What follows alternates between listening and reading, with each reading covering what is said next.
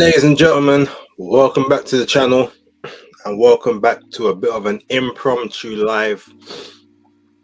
Got to talk a little bit about what happened yesterday, but outside of that, there's a few other things that I want to address that I haven't actually been able to do over the week, the last couple of days, which I think is very, very necessary. So yeah, shout out to everyone who can lock in from early.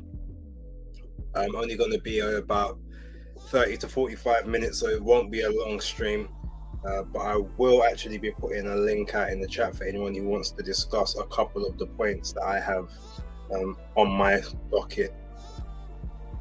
But yeah, before I even do that, just everyone, how is everyone? Like, let me know how you're all getting on.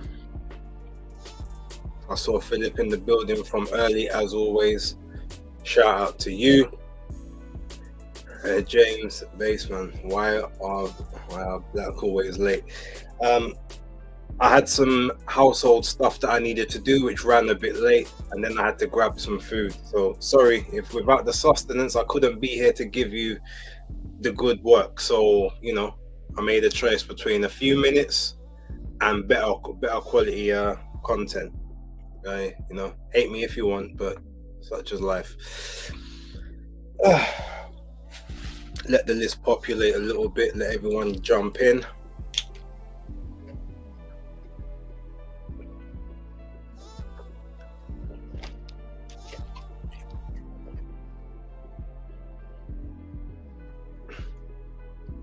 Hope everyone is doing well.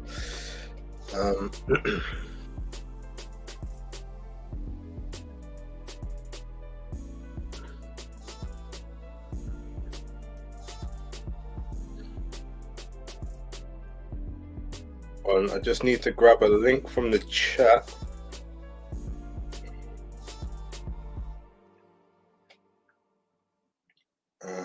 Where are we?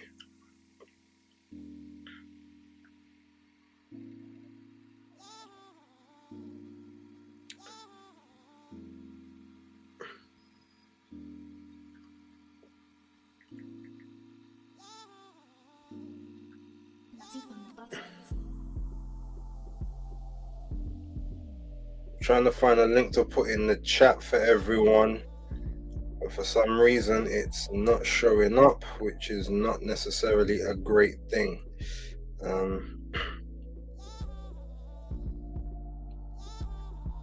right, hold on, let me try this instead.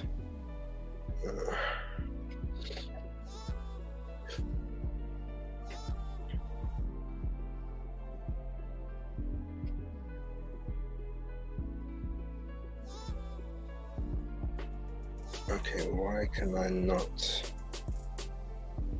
I guess we'll have to go to one of the videos.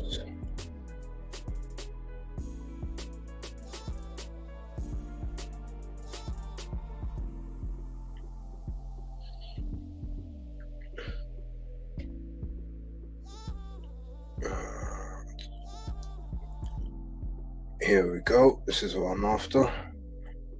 Copy that link.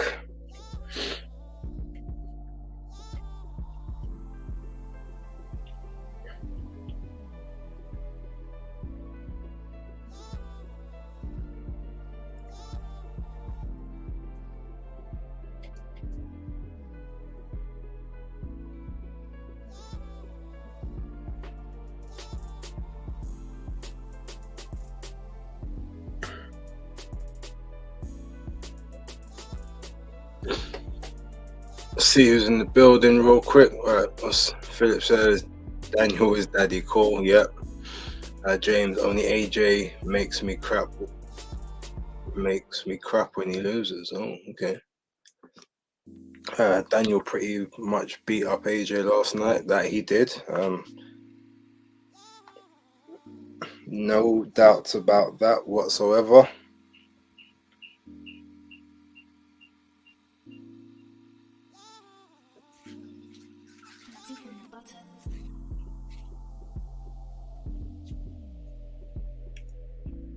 1 sec. I just. Okay.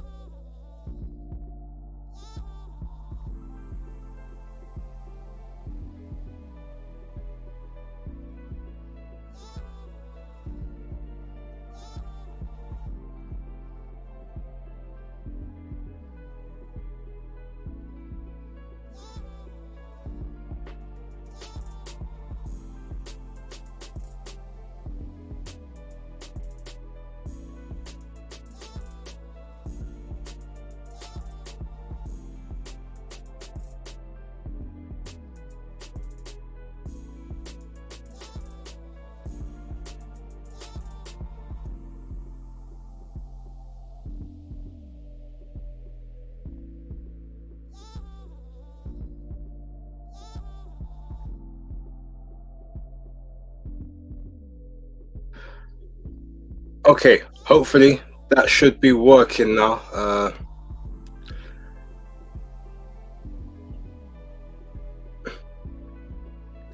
Ladies and gentlemen, so if you don't have this link right here, make sure you click on this link, because at 8 o'clock we'll be going live on the Fight Talk live channel. Myself, Abs of October Red, Maestro, and Danny Glover from Fight Fan TV. And you know it's going to be a very spicy episode. I'm hosting, so there will be parliamentary procedure, but there's going to be a lot of hurt feelings, I'm pretty sure of it. So make sure that you hail up this link. If you're not subscribed, make sure you subscribe to Fight Talk Live.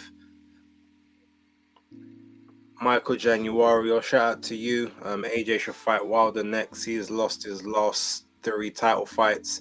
He now needs big paydays and to go for leather in them. Fair enough. Shout out to JD05, man. Like Josh, you've been gone for a little while, man. Hope you're good. Hope everything is well with you. Ryan Hutchison, shout out to you. Big up base. AJ got battered from round 1 to getting stopped. He did indeed, but he stayed in there and he went out on his shield. He didn't capitulate, he didn't yield, and he didn't forfeit. So gotta give him credit for that. JD, from a mental perspective, I'm sure if AJ can come back from this defeat against Dubois, I'm sure. I'm not sure. What I do know is that AJ should have performed a lot better than what he did. He kept his left hand too low. He kept both his hands too low. He was pulling back with his chin in the air. He was trying to skip back in straight lines without defending himself. He was rushing to the shot. I think after he got hurt in the first round, he felt like the writing was on the wall. I think he was just trying to get his get back immediately, but that was costing him. But we will talk about all of that in a little while, and I'm gonna drop a link in the chat for anyone who wants to give their thoughts, because I've only got about 15 minutes worth of stuff that I particularly want to talk about, and then I will leave the rest to you. But let me move this back over to where it was. Before I even get into all the AJ stuff, so I'm gonna avoid the comments for a moment, but I will come back to them shortly. But I want to play something. This came up in the live I did on Thursday, and I hadn't heard it at the time, so I decided that I wanted to address it now. I haven't made a segment about it. I haven't done a video because I think that it's just a lot easier for me to do it here and just combine it with this, especially when I've got, eyes on me and eyes watching. So let me hide that for a moment. I don't have the video uploaded, so I'm just gonna have to play the audio through my phone. But yeah, so for those of you who haven't heard, I want you guys to listen to this. Which one of those 2 fights interests you more, Gervonta Davis or Terence Crawford? Whichever monkey wants to get the banana. Okay, all right. So whoever you don't care which one of them you fight. Nah, they say they're gorillas. I'm a lion. I eat them. Let's go. All right. Okay, so For those of you who heard that, that was Teofimo Lopez calling Javonte, Tank Davis, and I believe Devin Haney. No, I think Terence Crawford. It was Javonte Davis and Crawford, and he said they called themselves gorillas. Now, I don't know if I've ever heard either of them refer to themselves as a gorilla, quite frankly. I could be wrong, but I don't think I am. And for his comment of whichever monkey wants to get the banana, yeah, this guy's a straight prick. I've had enough of Teofimo Lopez. He's I wouldn't even say he's a good fighter at this point. He's probably an above average fighter at best. He's got overinflated self-worth of himself. He overestimates his value. He has no fan base. He may be of Latin descent, but he's what is he, Honduran? There is no market for him in the US. He's upset because there are African American, Mexican American, maybe even Puerto Rican and Cuban American getting a lot more attention than he gets. And his go-to, and that's not the first time, is to basically denigrate the other, the black or the darker skinned fighters than himself. It's not the first time. We all remember when he said about Top Rank, if they want the black fighters, they can keep the black fighters, and talking about he brought Bud Light to them and all that stuff. You've got him now just making these comments flagrantly. And it's weird because some people might say, oh, well, it might just be a phrase, but why would that be the first phrase you come to when speaking about two specifically, black fighters? Oh, they say they're gorillas. I'm a lion. I'll eat them. Well, actually, if we're actually looking at the historical and the hierarchical factor of the wild, a gorilla would actually beat the shit out of a lion in real life. So I don't know where he gets that from. First of all, like, a gorilla will fuck a lion up. Real talk. He may be a bit too stupid to know that. Both him and his dad, both racist, both piece of shit. Yeah, I'm trying. Well, I don't even really want to say too much more because you're saying about me being on there cursing, whatever. But again, he's maybe at best an above average fighter who thinks he's a worldie. He's far from it. Can't come forward. Does okay on the jab. Gets beat up by club fighters. Has his face all looking like he did a 12-round war with guys that, just come off the club scene. Gets beat by George Kambosos in arguably Kambosos' only moment of note in his career. But shout out to Kambosos because at least he's a warrior. He takes the fights that this guy ducks. Guy's a clout chaser, calling out man like Terence Crawford, thinking that he really wants that, but saying, oh, it's got to be at 147 after you done know that Crawford went up to 154 and he's not coming back down. If you want him, like, you go to 154, you go up there and you try to handle that work, but you don't want that. Same reason why you got mushed in your face the other day. Proper prick. And even the other time he said something about, oh, people saying that I don't like the black fighter. No, but I'm black myself from the waist down. Equating black people to nothing but their stereotypes. Like, he's a dickhead. I'm tired of him, and to be honest, I can't wait for the next time he gets dropped and knocked out, because it's gonna happen. If he tries to move up to 147, it's a wrap for him. He ain't even big enough for 140. He ain't got no power at 140. Getting taken out by guys who really should never have been in the ring with him if he was as good as he is.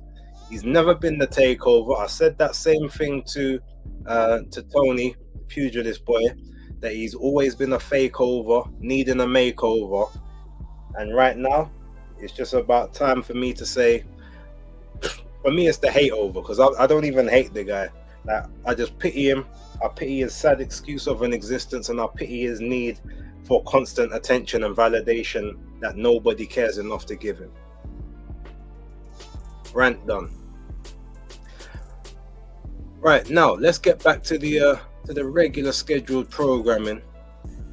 I'm gonna go back into the comments. Let's change that tempo a little bit. Let's see who else we got in here.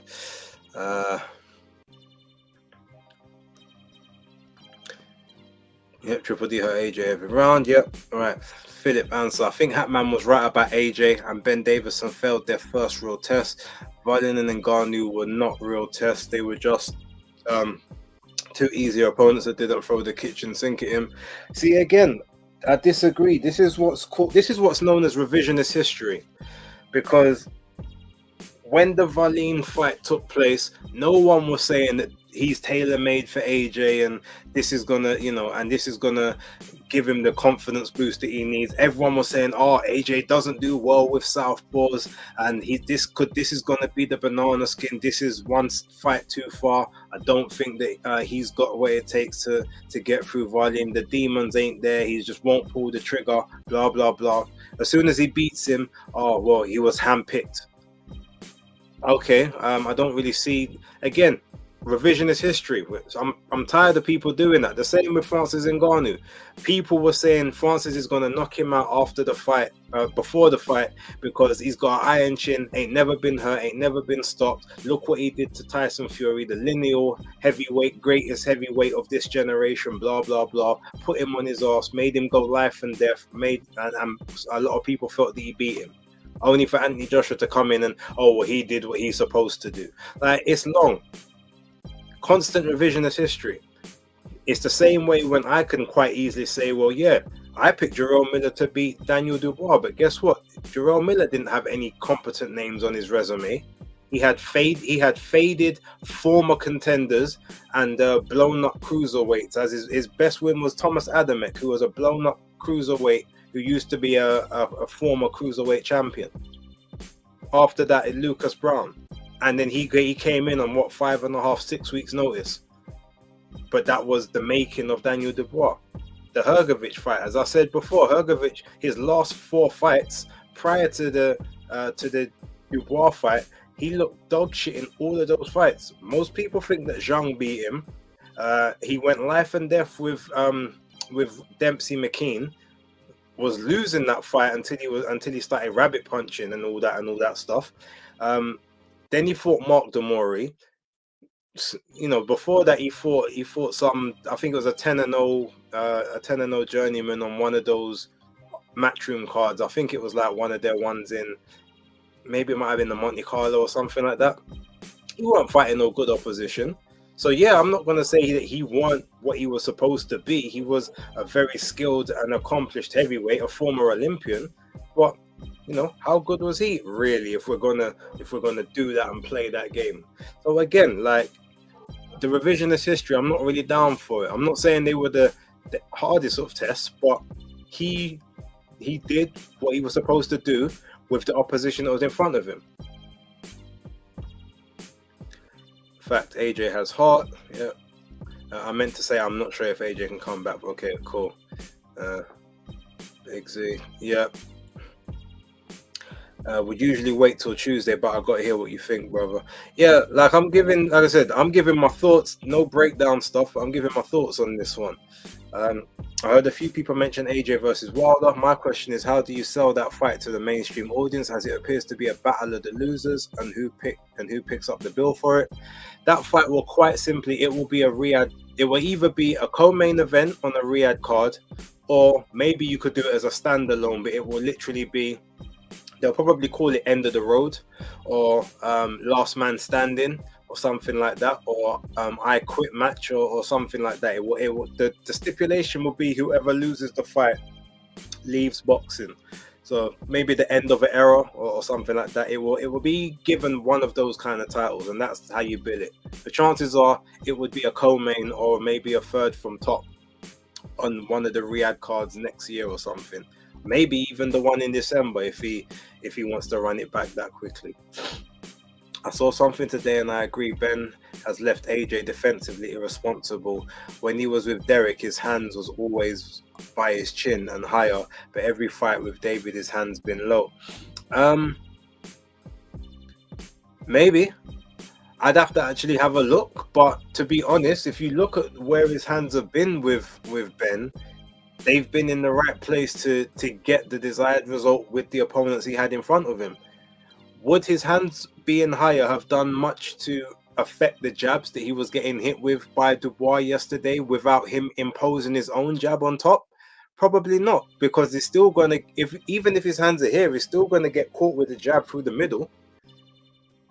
And a lot of Daniel Dubois shots, they were arcing, so they was coming from the side of the guard. So again, if his hands is up here, he might partially block, but he's still going to get hit with the shots. The same as he did when he was getting flurried and he put his arms up like this. He still got hit with certain bits and pieces. So, I mean, the way I see it, it was just not a good advertisement for him. He just, again, it was defensive lapses by himself. He was overshooting his shots. He was he was trying to get Daniel to bite on things that weren't happening, and he just capitulated and then started doing things that were irresponsible. But that was his own doing. I wouldn't really put that on Ben Davison, particularly for my money anyway. Looks like him and Ryan got something in common. Yeah. Shout out to man like Hot Pies in the building. By the way, Daz Beats, I didn't even give you your hail up. Shout out to you as well. Missed last night as I was at a wedding, but made some change off of the man. Then big up to Triple D. Okay, so you bet for Daniel. Shout out to you. Actually, Babes, I did say AJ was going to make easy work of him because he was familiar with him from sparring. I wasn't like the others that said Valim would cause him problems like he did Fury. And cool, but guess what, Philip? That's you. And that's me. I said the same thing. But it's all the other people that didn't say that come back with the revisionist history saying, oh, well, it was always going to do that to him, etc., etc. Like, no, I'm sorry, we're not doing that. Like, give him the credit that you were going to take away from him had he have lost those fights. And the worst thing is, I don't even like the fact that I'm the one constantly having to quote unquote defend Anthony Joshua. I just like context in these arguments because I'm not even a big Anthony Joshua fan. People know this, but I feel like I don't like when people are unfairly criticized when they don't deserve it. People would still want to see AJ versus Wilder, to be honest. Chisora still gets to fight people. Yeah, but I think it's because people already knew that Chisora's ceiling was a lot lower, and Chisora was never like the face of boxing in the UK. So him just being in good fights is enough, but AJ has to be dominant in order to... And you got to remember, he's used to money that Chisora ain't seeing, and most other fighters ain't seeing. So for him to still command them kind of money, he's got to be winning. It's not enough to just be in fights. Hydra Selassie, shout out to you. What have I missed? Big up everyone. Yesterday was hard to see. Yeah, you just missed me basically talking about that idiot Teofimo Lopez. EDL Lopez will start calling him from now. And then we're just talking a little bit about Joshua and Dubois from yesterday. I'm gonna put a link in the chat, let everyone see that. His hand's been lower is critical, to be honest. The initial blow wouldn't have been as bad if his hands were higher. Well, to be honest, the initial blow I think still would have been. Oh, are you talking about the one at the end of the round that dropped him, or the one that he caught in like the first 15 or 20 seconds of the fight? If it's that one, you might be right. But the other one, he went straight back with his chin in the air. Even if his hands was higher up, he was still going to get caught with that shot. Because he thought he was at a range of Dubois' reach. And I guess he thought that 78-inch reach was less than it was. But AJ was just overthinking too much. People were saying Ngannou would beat AJ exactly. So even that shield true turkey. Yeah, I remember that video, only for him to then go out and say, oh, well, he did what he's supposed to do to him. But then yesterday, all of a sudden, he's like, oh, well, that was there to deceive him and we was all conned and blah, blah, blah. It's bare reactionist history. Like, you know, let them do what they're doing, innit? Anthony Yard needs to look at Daniel Dubois and think I should be doing something like that. Shout out to MH. It was interesting to see the devastation on the faces of all the pundits across the media. The better man won, but the wrong man won for eyes on sport and big money fights. Yeah, I mean, to be honest, you know what? This would have been a perfect time for Daniel to beat Joshua, say like 2 or 3 fights from now. Maybe say Joshua got all the belts, for instance, and he was or something like that, and then Daniel beats him for undisputed and then takes over the reins. I don't think people are quite ready for Joshua to leave just yet. I don't know if the game is quite in that space where, you know, Daniel can carry the mantle and can sort of carry things on just yet. I think he'll be there if you keep him in these these big challenging fights. He'll be there. But the only problem is now, if you look at Daniel Dubois, he beats AJ, but he doesn't get his powers. He doesn't get all of his fans. He doesn't get all of his money, etc. But now all he gets is hard fights with a lot of guys in the heavyweight division that the general public won't know, because there's very few Brits left apart from Moses Atalmo. Bokoli doesn't really fit the Brits category, but even him, like you'll get him in there. You'll get Ajit Kabayel. You get Jarrell Miller, who's still kind of knocking about at the minute. Chizore's about to bounce. Dillian White will be gone soon. Tyson Fury will be gone soon. AJ will be gone soon. So all of those big event fights, those big venue fights, ain't going to be there for Daniel for a while, unless they can get someone else that the general public can be invested in. And when people like to be a little bit tribalistic, unfortunately, that's what happens. And you need either a big Brit, or you need a big talking American that's got a mad record, or you've seen some highlight reel stuff, and that's just how they're gonna have to play it. So it's gonna be interesting to figure out how they work that out and manifest that, but it'll be interesting. Spencer Oliver in his TalkSport interview looked like he was crying the whole night. I think boxing has many false narratives. Like Wilder was never a top 3 fighter. He would have been found out sooner if he wasn't protected for so long. Meanwhile, he is saying that he never had a promoter, probably, I think is what you wanted to say there. The money will be dried up when AJ goes. It's not natural for someone to have so many stadium fights. It's unprecedented. Could be true. Shout out to Fidel Tawaldi with the €6 super chat. Thank you. AJ can't handle good pressure fighters with a chin anymore. Unconsciously makes him freeze up and regresses him into a low-level boxer. Might be shot. Potentially. But the thing is, pressure fighters with a good chin, guys that are still just walking forward, could still get caught and still get hurt. But it's about how smart they are with their pressure. I wouldn't call Daniel a pressure fighter. I'd call him more of a boxer puncher, to be honest. But he's just good. He's a lead fighter. He does better on the front foot than the back foot. But he boxes. He doesn't come in with the high guard, like dipping and dodging and just trying to get in on the chest a lot. He'll try to box. He uses his jab to set everything else up. So he was just quicker to the draw than AJ. And again, if people didn't hear what I was saying about my in my prediction video, Joshua's got many varied jabs. Like he'll pour with the jab, he'll touch with the jab, he'll try use it as a range finder, he'll try use it as a decoy, a distraction. Daniel Dubois' jab is nothing but power. It is boom, boom, boom, boom, boom. It's all about trying to drive his fist through your face with every shot. So he's not trying to set you up or to feint you with it. He's going for he's just literally using it to pound you in the face so that you get bludgeoned and you get hurt by that first one, and then you don't end up seeing the second one come behind, or you can't brace for it properly because you're still in pain from the first. That's his whole goal. So, Joshua was there trying to condition him for shots, and it just wasn't working. And I think he got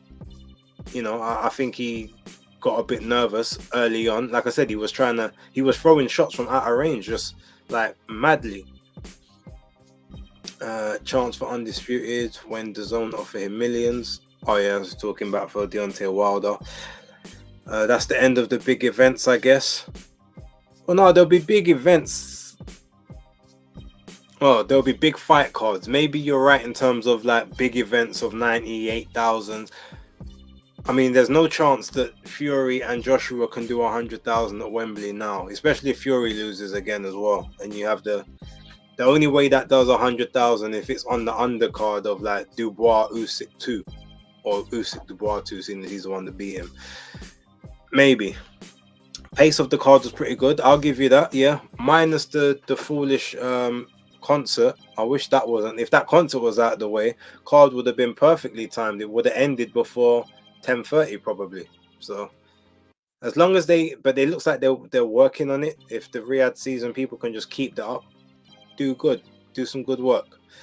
I'm disappointed by how Don Charles has been treated in all post-fight interviews by Daniel. No mention of Don, just thanks to his dad. Yep. Only Frank Warren spoke about Don, but he made mention in a video. A shout out to, I think it was Beats, Boxing Beats and Rhymes, played a clip where, you know, Frank said, you know, there was some issue over money, but outside of that, he's there in the camp. And I saw an interview earlier on from Spencer Fearon with Boxer King Media saying that no, the issue he's got with him isn't over the money issue was sorted out. He said it was sorted out maybe a couple months ago, so that's not the reason. So obviously I know what the reason is as to why he doesn't like Stan Dubois, but that's not my real business to talk. Dubois looked like Tyson in the second round. I'm an AJ fan, but I have to give props to Dubois, man. He done his thing, and I'm happy for him. I thought defensively AJ was shocking, man. Really surprising to see. He just never got going, 100%. I think Daniel took his confidence away immediately when he beat him to that first jab.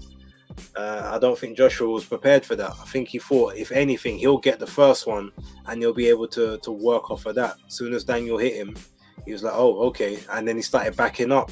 Everyone knows you can't take Daniel Dubois on the back foot. You've got to try and stay on him, stay center, and stay in his face.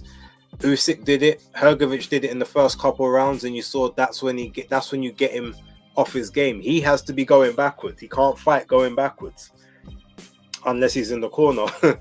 But that's a whole different scenario. You're right, but that still makes him a pressure fighter, similar to how Canelo operates now, strong jabs. Now, but Canelo, again, isn't a pressure fighter. He's a boxer puncher. The only difference with Canelo is he's a come forward counter puncher, but he's not a pressure fighter, because you can tell pressure fighters have high work rates and normally operate outside of the jab. They don't use the jab to set things up.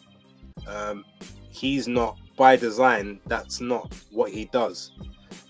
So his overall, his base style is not that of a pressure fighter. It's a boxer puncher, but he just is an aggressive boxer puncher.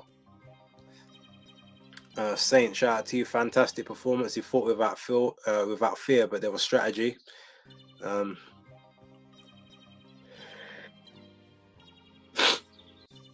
Anderson, the Romford Bull, Moses.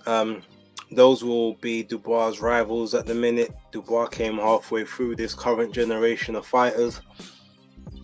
Yeah, don't forget the Uzbekistans as well. He's going to have Bakadir Jalalov to contend with. Richard Torres Jr. in a couple years. That would actually be a good fight. Daniel against Richard Torres. To set up a left hook or a straight right. Do you think AJ was just too confident? No, I actually don't. I don't think he was confident enough. I think he was locked in, but I feel like he didn't start. It was all about the start. He had the confidence taken away from him very early when he didn't establish center ring. You're the taller guy. You weigh more than him. You've got a longer range. You've got a longer reach. Like, he really and truly, like people know, I told you what he should have done, in my opinion. Like, David Haye used to do it all the time in his fights. The very first punch you would throw in a fight was like his strongest, hardest punch to either hit them, whether they caught it or not. It was just to warn them basically that, yo, you come too close, and that's what's waiting for you. And that used to get people nervous to the point that they would, they'd hold on, they'd fall back a bit. That's what I think he should have done, just to set the tempo, then establish the jab, and he should have controlled center ring. But he tried to box and move. He tried to set traps, knowing, well, he should have known that Daniel Dubois just won't deal with those traps. He won't fall into them because he's not thinking enough about what you're doing. He's only thinking about what he wants to do. Spencer Fearon owes the Dubois an apology, talked too much owes the Dubois an apology. Well, he already said he doesn't. He said, I ain't got no problem with Daniel or anyone else in the team. It's only his dad I got an issue with. That's what he said. So Dubois is the most unironically funny fighter, to be honest. He's so dopey. He has a good heart, so salute to the young man. The ring walks were fire, yeah.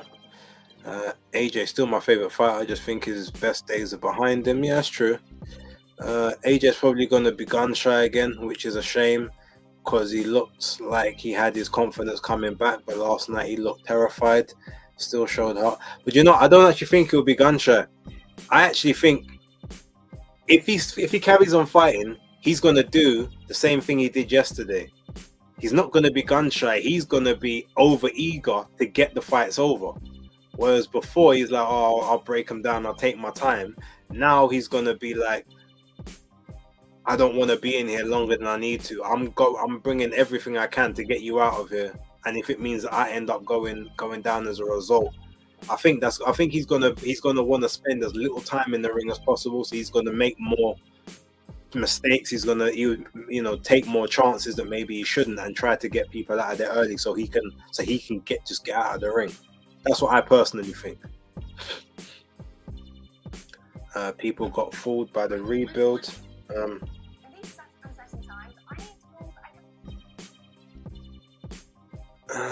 Let's see.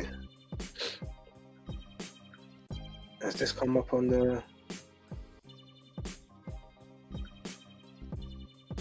Oh, for some reason it's not showing yet. That's interesting.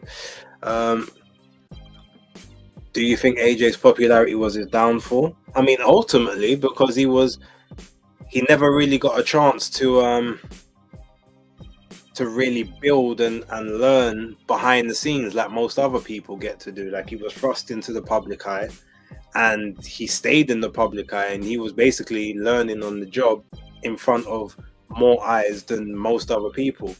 Let's look at Canelo. Like, they say Canelo's the face of boxing, which I'm not arguing, but he had a chance to have about 44 fights before he really came into the public's consciousness. Joshua was in the public's consciousness from about the 11th fight of his career, in his first quote-unquote step up in his 15th fight, and then in his 16th fight, he's fighting for a world title. There wasn't really much chance to, improve and build. So even his rebuild was done in the public eye, like main events. So, yeah, it's like, it is what it is. Spencer will double down. Yeah. Murad Arawak, shout out to you. AJ don't have any ragamuffin in him, but Dubois brought true ragamuffin to deal with the case. Vidal to Waldy, AJ's probably was mostly mental, poor composure and defense when faced with adversity. Tried to get the fight over with quick and telegraphed overcommitted punches. Agreed. Al Kuya, other than the main event, Natasha Jonas in the black dress was the main attraction. I saw that on Twitter, so I won't say anything in case Natasha watches this, but yeah, shout out to Natasha, innit? Probably need to get her back on the channel at some point. That sounds like he shouldn't fight if he's gonna want the fight over as soon as possible. Yeah, but to be honest, Daniel Dubois used to be that way. He used to try and just fight and get the fight over and done with as soon as he can, because I don't really think he wanted to be in there longer than he needed to be. So this may sound a bit off, but I strongly believe AJ froze as the occasion got to him. The pressure of being three-time heavyweight champ and performing in front of his fans after a long time. Yeah, do you know what? I'm not going to lie to you. I got a little bit nervous of my pick, because normally, remember, I give my picks after the after the weigh-ins and stuff, but because the weigh-ins was like at 6 o'clock and I had so many to do, I just kind of did them all early. But when he was talking to the crowd, like, I want you all to say a prayer for me, keep me in your prayers and all of that, I'm like, that's not the energy you need for this. And I'm like, I don't know if I like that talk there. That I come, that I get the victory and I come out of the ring healthy. I'm like, I understand obviously, but that's not the play. So why is that how we drop in this? You know what I mean? It felt a little off to me. AJ started boxing at 18, guys. He has done very, very well. Give him respect. Yeah. Half of it technically, and now it's like half of his life he's been boxing. But Daniel's been boxing for like 3/4 of his. So it just showed, unfortunately. Yeah, she is. I was happy seeing Bawatsi beating Hutchinson. Yeah. All right, so look, there's a link in the chat. I'm keeping the stream going for another 10 minutes. Anyone who wants to come on and have their say, actually I'll go for 15. But then I got to get out of here for the next show and get prepped for that. But yeah,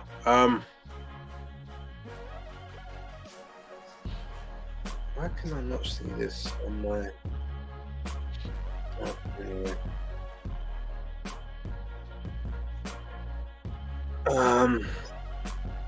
Right, Triple D's dad laugh is giving demonic vibes. You know what? All I want to hope and pray is that nothing, and you guys are gonna know where I'm going with this. I hope that there is nothing that comes out from this fight in the next 4 to 5 weeks. Yeah, that's all I'm hoping for. And I think you guys are going to know where I'm going with that. I've heard a few people mention him saying this about the prayer. Yeah. Remember when Dubois was supposed to be the Queensbury AJ? Who do you think should AJ fight if he continues? I think he needs to settle with Fury first, no matter what happens in December. Then fight Wilder if he can win the fight. Until then, maybe Dubois. To be honest, I'm not gonna lie. I actually want him to run it back with Dubois since he's got the rematch clause. I know that Dubois probably deserves to move on, and I guess maybe just from a selfish point of view, because I actually still believe that in a rematch he can win the rematch, because there's certain adjustments he can make, whereas Dubois is going to pretty much do the same thing, so you kind of already know what to expect in that field. But that also being said, I don't think it's right that Dubois be held up or not be given his plaudits. So yeah, I would be quite happy for AJ to have a fight, to have 3 more fights: the rematch with Dillian White, to fight Tyson Fury, and to fight Deontay Wilder. Just those 3 fights, just to say that he basically fought everyone from his generation, or everyone that was relevant or mattered. He could settle the score with Fury, who was really the best. You could settle the Fury with Wilder and prove that, it was never you that was ducking that fight. And then obviously you can have the rubber match against Dillian White, the trilogy fight, and settle matters there once and for all. AJ was talking about prayer because of the Juju talk from Spencer Fearon. AJ had a good run and can retire with his head held high. That's very true. Yes, J-Man, the next show, is, if you haven't got this link, click this link now. It's further up in the chat. This is for the Fight Talk live channel. We have an episode dropping at 8 o'clock. We will be going live for that on the new Fight Talk live channel, which is hosted and run by myself, Abs of October Red, Maestro, and Danny Glover from Fight Fan TV Live. So make sure you log in and you give that a nicer watch, give it a like and a follow. And if you guys haven't liked this video, please do so. Helps with the algorithm. Share it to the people. Once I sort out the StreamYard properly, then I'll be able to stream on 2 places at once, make things a little bit easier.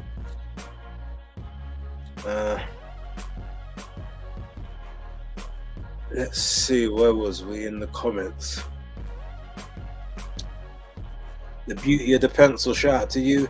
Yes, Base, I sensed that on the way in after he pleaded with the crowd to pray for him. You could sense the doubt and the pressure getting to him. Yeah. Well, Brazil is one thing, but yeah, let's just hope that nothing comes out and everyone was on an equal footing in it. That's all I'm saying. And I believe that they were. I'm just saying, let's hope that nothing comes out to ruin what was a great changing of the guard moment. I literally just found your channel just now from the homepage. Oh, congrats! Thank you very much. I guess I must be doing something right if I'm showing up on the homepage. But you saw the link. Make sure you click that link and jump over to there in about 25 minutes. We start at 8 o'clock.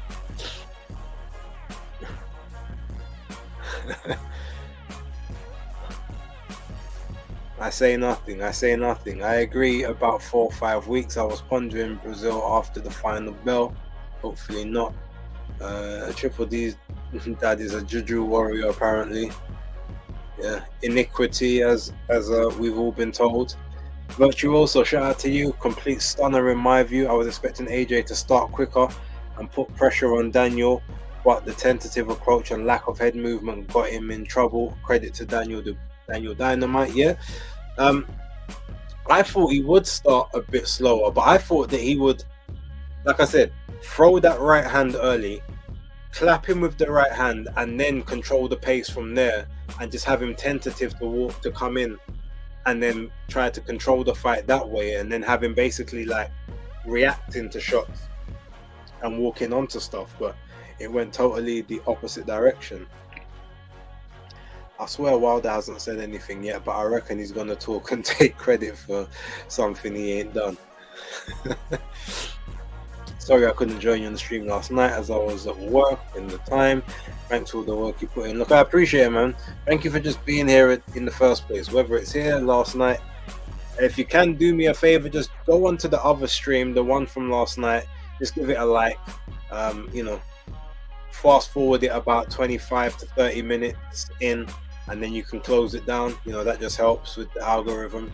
Keeps me sort of keeps me up in the top areas so that more people can see the content when it's dropping. But I've been getting a lot more traction from doing the lives than actually doing proper videos. So it's weird. I'm doing videos and maybe getting like 100 views at the minute, 100 maybe 200 views, but the lives are all peaking at like 3s, 4s, couple thousands in some places. So I don't know what, I guess they're trying to say they want me to do more lives than actual like steady content. I want AJ to retire next year no matter what. I think he might do next year after his birthday. It'll be 30. I think he said he wanted to go till he was 37, and I know Canelo said the same thing, so maybe he won't retire till 2026, but he will likely have a lot less fights next year. Speaking of which, actually, that's something we can talk about just before I kind of shut things down. We saw Anthony Joshua in his rebuilding period, right? He had 4 fights in 11 months. He had Jermaine Franklin, he had Robert Helenius, he had Otto Wallin, and he had Francis Ngannou. And he progressively looked better in each fight, right? March to September, the end of September as well, because he fought at the start of March. So we're talking almost 7 months out of the ring. So you go from having 4 fights in 11 months to 1 fight in 7. I'm wondering, are we now seeing just exactly how much activity is playing a factor? Daniel Dubois has literally gone from the Usyk fight, has gone from strength to strength. Like Miller, December, then Helenius in March, and then Joshua. Was it March that he had that fight? No, sorry, not March. It was June. Elenius in June. So it was December. Was a 5v5 in June, or was it in June? So it was December, June, and then straight into September. So we're talking, all right, he had 6 months there, but then between that, from those 6 months, it went to 3 months, and look how sharp he was, because between the Miller fight and the Hrgovic fight, he wasn't that sharp. That 6 months, it took him a little while to get into it. This fight, he came into this fight super sharp. Now, maybe part of that is because AJ was underprepared, but does that also now mean that potentially it's showing you take any more than 3 months away from a fight, 3.5 months is like the sweet spot. Maximum 4, have a fight every 4 months and you stay razor sharp. MH, what's the channel called where you, Maestro, in October will do the live? It's called Fight Talk Live. This is the link for it. It's in the chat further up. Let me see if I can I post this link again. Hold on.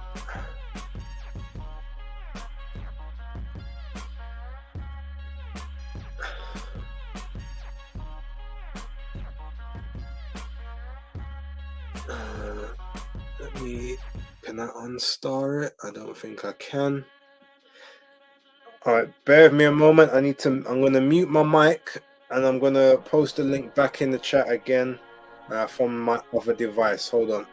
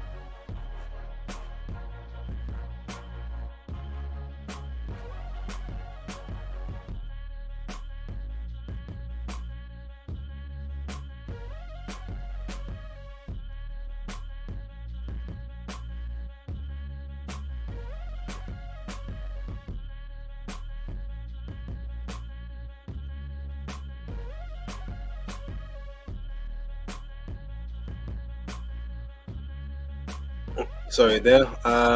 So all the mistakes AJ made was what was expected from Daniel, but the reverse seemed to happen. Again, I put it down to sharpness.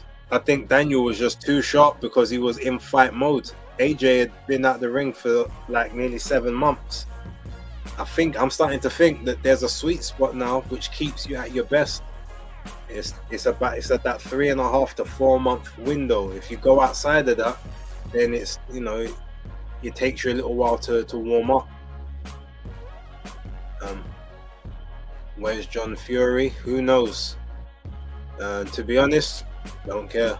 The more he stays away, probably the better it will be for Fury, innit?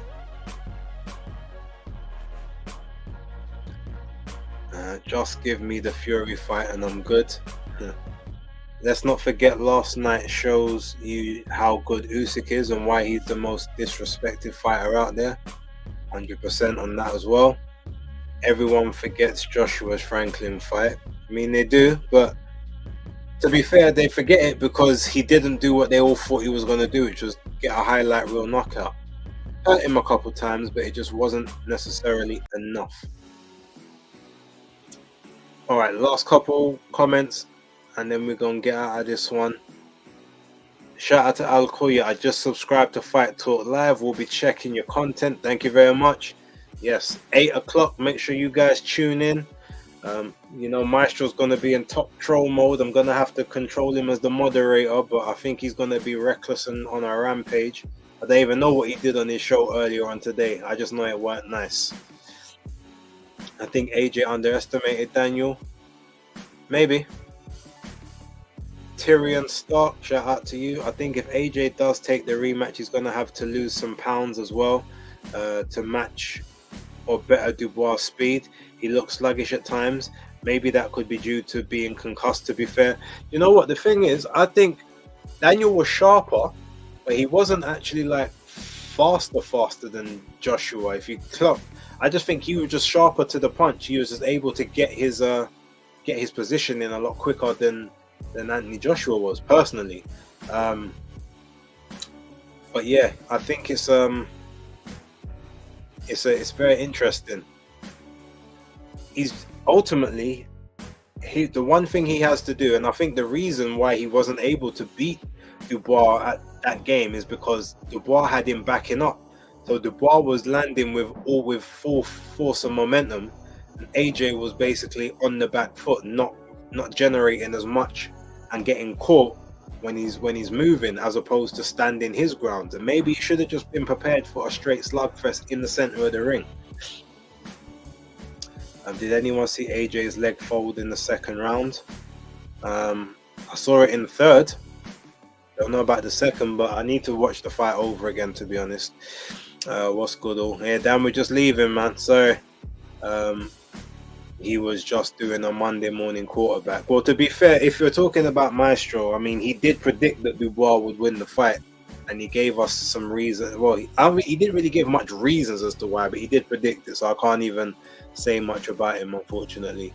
He did what he was supposed to do, and he came with the receipts. Like, shout out to Maestro each and every time. But I just know he's gonna be unbearable in about 15 minutes.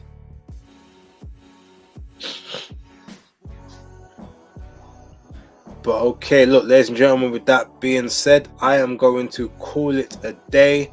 Well, I'm going to call it an end of this stream. But yeah, don't forget, Fight Talk Live. If you're not already zoned in, make sure you do. And yeah, appreciate you all. I will be back during the week with more content. Monday Night Smoke is going to be a madness tomorrow. Make sure everyone pull up early. You know, there's going to be problems, but hardcore casual.